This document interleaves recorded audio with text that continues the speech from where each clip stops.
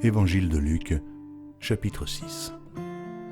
Il arriva un jour de Shabbat appelé second premier que Jésus traversait des champs de blé. Ses disciples arrachaient des épis et les mangeaient après les avoir froissés dans leurs mains. Quelques pharisiens leur dirent « Pourquoi faites-vous ce qu'il n'est pas permis de faire pendant le Shabbat ?» Jésus leur répondit « N'avez-vous pas lu ce que fit David lorsqu'il eut faim, lui, et ceux qui étaient avec lui ? Comment il entra dans la maison de Dieu, prit les pains de proposition, en mangea, et en donna à ceux qui étaient avec lui. Comment il entra dans la maison de Dieu, prit les pains de proposition, et mangea, et en donna à ceux qui étaient avec lui, bien qu'il ne soit permis qu'aux sacrificateurs de les manger. Et il leur dit, le Fils de l'homme est maître même du Shabbat. Il arriva un autre jour de Shabbat que Jésus entra dans la synagogue et qu'il enseignait. Il s'y trouvait un homme dont la main droite était sèche. Les scribes et les pharisiens observaient Jésus pour voir s'il ferait une guérison le jour du Shabbat. C'était afin d'avoir sujet de l'accuser. Mais il connaissait leurs pensées. Et il dit à l'homme qui avait la main sèche, « Lève-toi et tiens-toi là au milieu. » Il se leva et se tint debout. Et Jésus leur dit, « Je vous demande s'il est permis le jour du Shabbat de faire du bien ou de faire du mal, de sauver une personne ou de la tuer. » Alors, promenant ses regards sur eux tous, il dit à l'homme, « Étends ta main. » Il le fit, et sa main fut guérie. Ils furent remplis de fureur, et ils se consultèrent pour savoir ce qu'ils feraient à Jésus. En ce temps-là, Jésus se rendit sur la montagne pour prier, et il passa toute la nuit à prier Dieu. Quand le jour parut, il appela ses disciples, et il en choisit 12, auxquels il donna le nom d'apôtres.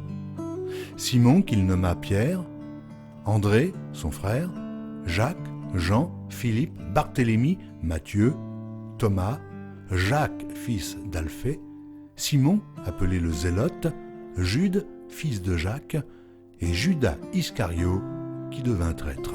Il descendit avec eux et s'arrêta sur un plateau où se trouvait une foule de ses disciples et une multitude de peuples de toute la Judée, de Jérusalem et de la contrée maritime de Tyr et de Sidon. Ils étaient venus pour l'entendre et pour être guéris de leur maladie. Ceux qui étaient tourmentés par des esprits impurs étaient guéris, et toute la foule cherchait à le toucher, parce qu'une force sortait de lui et les guérissait tous. Alors, Jésus, levant les yeux sur ses disciples, dit « Heureux vous qui êtes pauvres, car le royaume de Dieu est à vous. Heureux vous qui avez faim, maintenant, car vous serez rassasiés. Heureux vous qui pleurez maintenant, car vous serez dans la joie. Heureux serez-vous lorsque les hommes vous haïront, lorsqu'on vous chassera, vous outragera, et qu'on rejettera votre nom comme infâme à cause du Fils de l'homme. Réjouissez-vous en ce jour-là et tressaillez d'allégresse, parce que votre récompense sera grande dans le ciel. Car c'est ainsi que leur père traitait les prophètes. Mais malheur à vous, riches, car vous avez votre consolation. Malheur à vous qui êtes rassasiés, car vous aurez faim.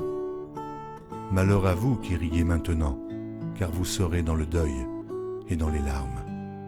Malheur lorsque les hommes diront du bien de vous, car c'est ainsi qu'agissait leur père à l'égard des faux prophètes.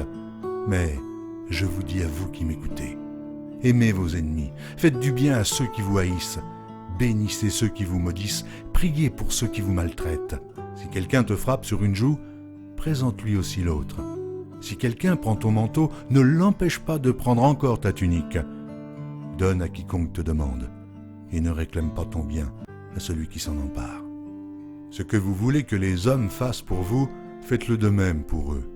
Si vous aimez ceux qui vous aiment, quel gré vous en sera-t-on ? Les pécheurs aussi aiment ceux qui les aiment. Si vous faites du bien à ceux qui vous font du bien, quel gré vous en sera-t-on ? Les pécheurs aussi agissent de même. Et si vous prêtez à ceux de qui vous espérez recevoir, quel gré vous en sera-t-on ? Les pécheurs aussi prêtent aux pécheurs afin de recevoir la pareille. Mais aimez vos ennemis. Faites du bien et prêtez sans rien espérer. Et votre récompense sera grande, et vous serez fils du Très-Haut, car il est bon pour les ingrats et pour les méchants. Soyez donc miséricordieux, comme votre Père est miséricordieux. Ne jugez point, et vous ne serez point jugés. Ne condamnez point, et vous ne serez point condamnés. Absolvez, et vous serez absous. Donnez, et il vous sera donné. On versera dans votre sein une bonne mesure, serrée, secouée et qui déborde, car on vous mesurera avec la mesure dont vous vous serez servi. Il leur dit aussi cette parabole.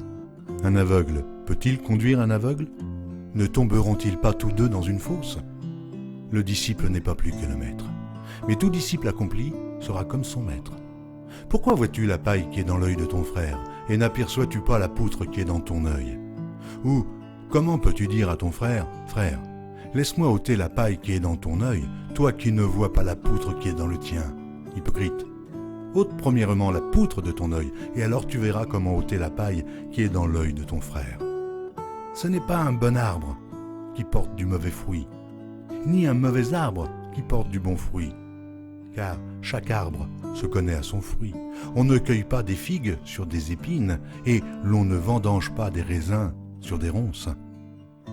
L'homme bon tire de bonnes choses du bon trésor de son cœur, et le méchant tire de mauvaises choses de son mauvais trésor, car c'est de l'abondance du cœur que la bouche parle.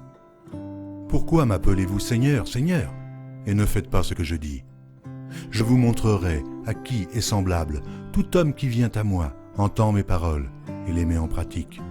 Il est semblable à un homme qui, bâtissant une maison, a creusé profondément, et a posé le fondement sur le roc. Une inondation est venue, et le torrent s'est jeté contre cette maison, sans pouvoir l'ébranler, parce qu'elle était bien bâtie.